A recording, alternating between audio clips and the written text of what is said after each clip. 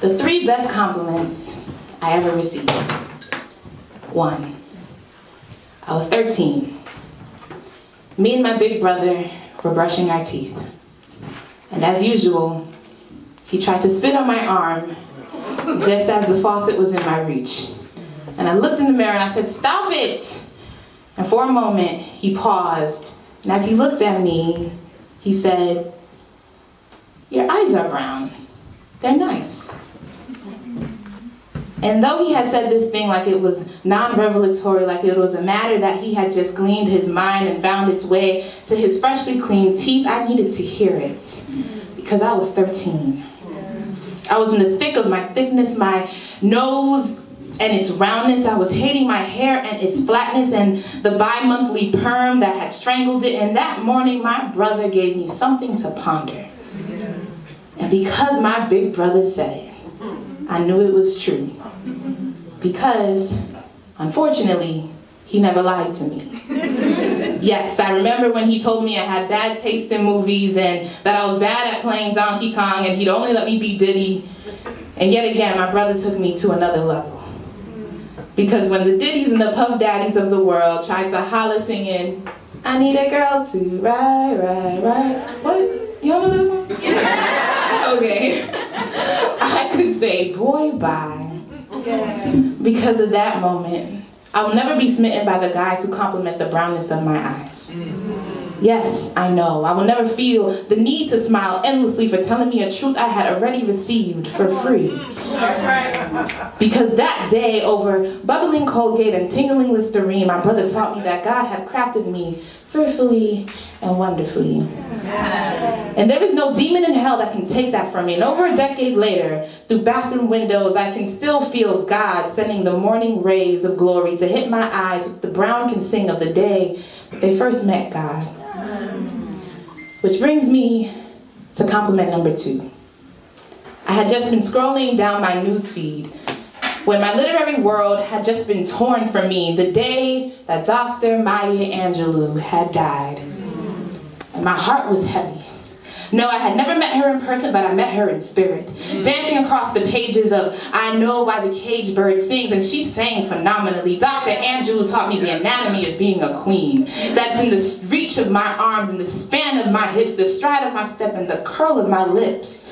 It's in the fire of my eyes, the swing in my waist, the joy in my feet. Yes, it's in the arch in my back, the sun of my smile, the grace of my style. Maya taught me to be a queen. I just needed to be. No need to think, but now here comes the blessing.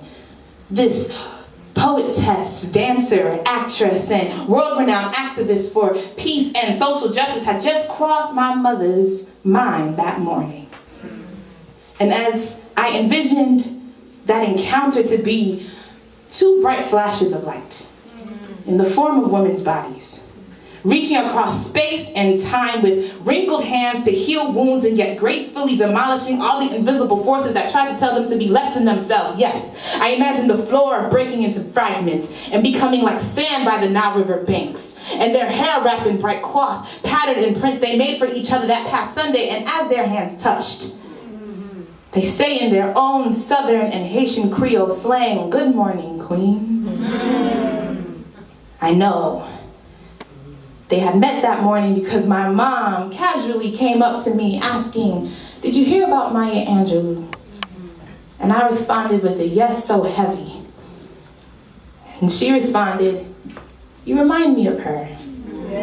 Your creativity, you're just like her." And my eyes couldn't take the heat of the comparison. For my mommy greatness to compare me to greatness, I teared up, and as she walked away, she acted like she didn't just shake my world with her words. This queen mother imparted upon me words that connected me to other royalty. No one can tell me I'm not in a lineage of queens.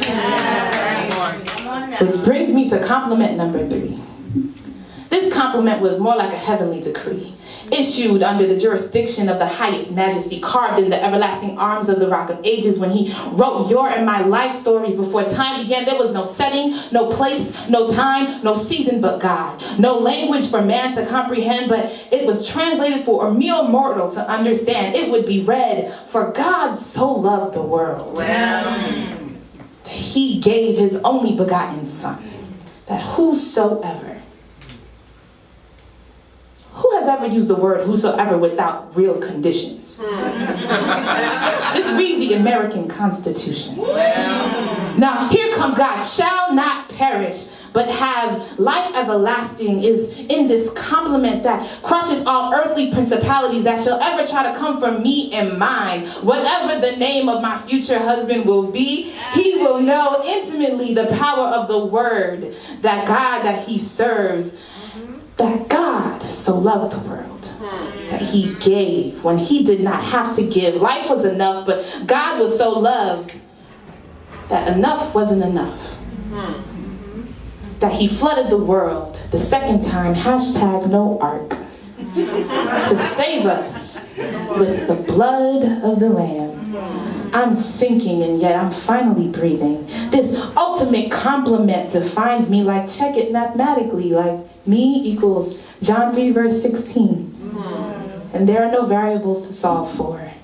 It's all there in the space where the nails pierced the Son of God's hands, an indictment he didn't deserve for crimes he didn't commit. And the most crazy thing is that while he was on trial for my guilt, is that he became my lawyer and said, consider it handled. The truest gladiator the world will ever know. I'll follow him over a cliff because he did all of this, and there is not a thing I can do, not a sin I can find to fall out of his love. For God so loved the world, our bars I'd gladly be imprisoned behind. Yes, the only bars which the world should never stop snapping for. Amen.